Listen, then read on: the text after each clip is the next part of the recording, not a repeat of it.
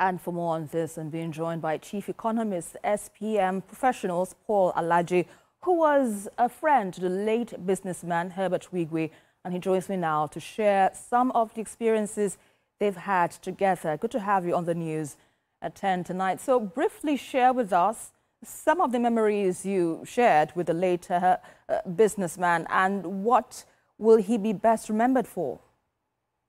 Well, Wigwe, thank you so very much for having me. Wigwe remained mentor to many of us. In the business world, especially within the financial sector, I'm sure that many will not forget him very quickly. He has made his mark, and some of his footprint is what we see all over our country today. Many of us were not surprised when we saw the kind of gathering that happened last year when the passing of Dr. Herbert Wigwe was announced. And I can tell you that his passing is still very fresh on the minds of many persons who know him personally and those who know him with a distance around the world.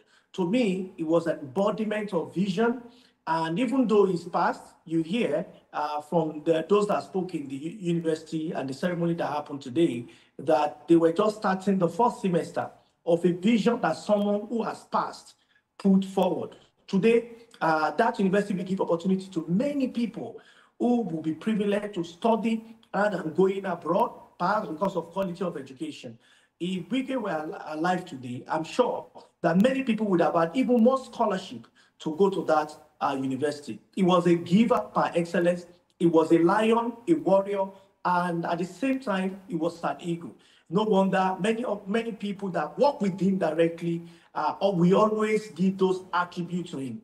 One thing I learned from his life was that he believed nothing was impossible.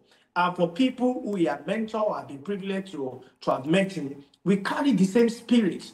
Another thing I think we all need to know is that Wigwe is a strong believer in Nigeria. He had opportunity to have been elsewhere, to have helped other nations, but he was one of the persons that believed genuinely in this country, and perhaps many of us also follow suit, that certainly we can make our country better. Did he contribute his quota? We can see the investment. Wigwe University is not $1,000 or $1 million. It's a lot of money that have gone into that project. And we have seen the popular bank that, of course, he championed until he's dead. That bank joined the top 5 banks in Nigeria. We also know how many banks that financial institution has acquired. So to me, he was a leader.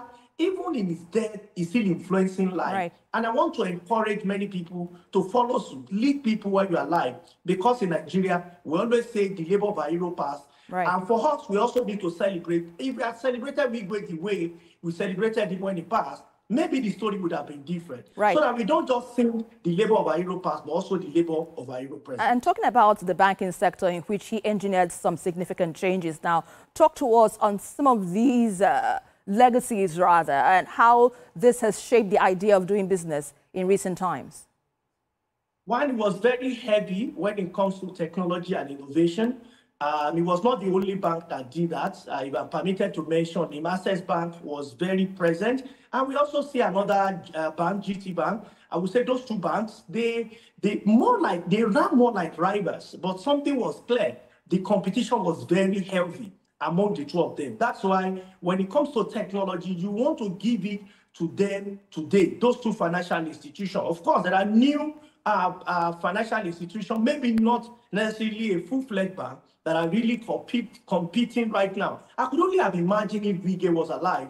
I'm sure he loved to respond to competition. He loved to respond to challenges. Apart from that, a number of financial institutions that were faced with challenges, yes, with serious challenges in Nigeria that people were not really sure. A number of things should have happened. We have seen what happened to some financial institutions, but for an intervention of central bank. But Wigwe and his team, and especially his partner, they salvaged the situation for Nigeria. Because if any bank goes down in Nigeria today, it's going to cause an industry risk. But these two gentlemen, Wigwe of present memory, and his partner, who is now taking the leadership of the bank to another height, they have rescued the entire system. And I think we need to recognize them for the same. And that's where we have to leave it. Thank you so much, Chief Economist, SPM Internet Professionals, Paul Alaje. We appreciate your insights with us on the News at 10 tonight. Thank you so much for having me.